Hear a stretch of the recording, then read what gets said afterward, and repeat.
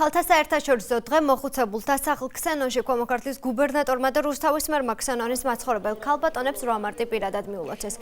ქალბატონებმა მხარისა და ქალაქის ხელმძღვანელი პირებისგან ყვავილები და სადღესასწაულო საჩუქრები მიიღეს. ქალბატონებს 8 მარტი მიულოცა გუბერნატორის ადმინისტრაციის სამსახურის აპარატის უფროსის მოადგილემ გიორგი ჭავჭავაძემაც. მან ქალბატონებისთვის რამდენიმე მუსიკალური კომპოზიცია შეასრულა. სტუმრებმა ქსენონის ეზოში ტაძრის მშენებლობის მიმდინარეობაც დაათვალიერეს და ქსენონის ხელმძღვანელისგან მშენებლობის ვადებზე და დეტალებზე მიიღეს ინფორმაცია.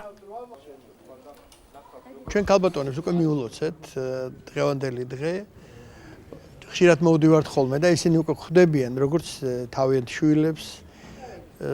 დღეს ვფიქრობ რომ აი ამ ქალბატონებისგან დავიწყეთ მართალია, მაგრამ ვფიქრობ რომ მთელ საქართველოს ქალებს ულოცავ. მე მინდა მიულოცო რუსთაველებს, მთელ საქართველოს მინდა მიულოცო დღევანდელი დღე. დღეს ჩვენ ვიმყოფებით მოხუცებულთა სახლში.